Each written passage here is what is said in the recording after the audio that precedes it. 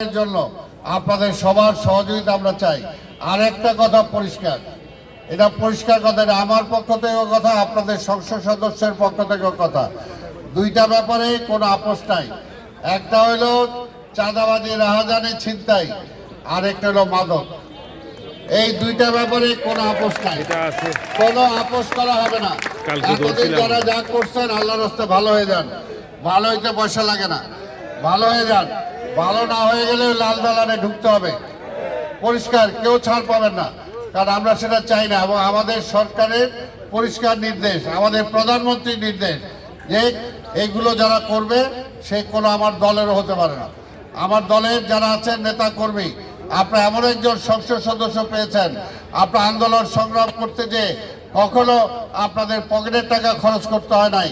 যারা জেলে গিয়েছেন আমি সেই সময় দেখেছি, হামিদুর রহমান হামিদ সবাইকে সহযোগিতা করেছে।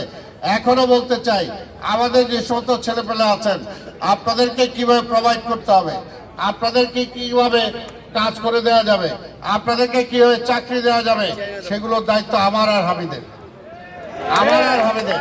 আপনাদের কর্মীদের দায়িত্ব আমাদের হামিদের যদি থাকে, তাহলে কি আপনাদের অন্য কোনো পথে যাওয়া লাগবে? অন্য কোনো পথে যাওয়া লাগবে না। কাজেই সবাই ঠিক পথে থাকবেন। আর এলাকায় পরিচ্ছন্নতা কর্মসূচি করতে হবে, যেটা আপনাদের এমপি সাহেবকে আমি বলেছি, উনি প্রোগ্রাম দিবে। মশক নিধন প্রোগ্রাম করতে হবে।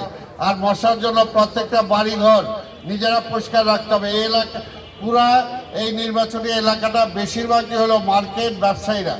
কাজে মার্কেটে যারা আছেন তাদেরকেও বলবো যে আপনারা মার্কেট করে সারাদিন সারা রাত করলেন, যাওয়ার সময় সব আবর্জনাগুলো দোকানের বাইরে ফেলে গেলেন, এটা তো হবে না। আপনাদের দোকানের বা আপনাদের বিল্ডিংয়ের আবর্জনাগুলো যে কোনো একটা ব্যাগে রাখবেন।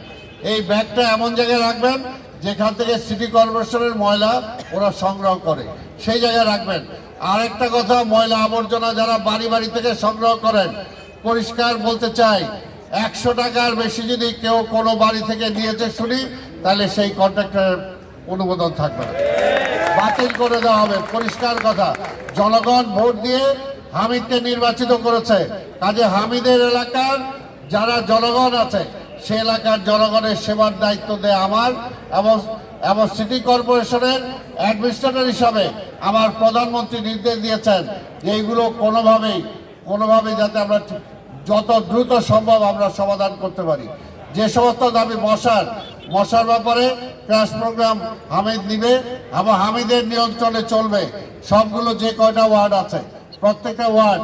কাজে এটাও আপনাদের মনে রাখতে হবে যে আমরা ক্লিন সিটি চাই, আগের পুরনো ঢাকার ঐতিহ্য ফিরিয়ে আনতে চাই।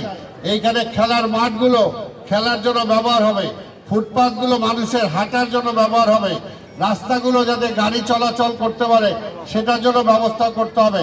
হকার ভাই যারা আছেন অবশ্যই তাদের ব্যাপারে আমরা চিন্তা করি। আমরা সপ্তাহে যে ব্যবস্থা আপনাদেরকে করে দেব সেইভাবে চলবে।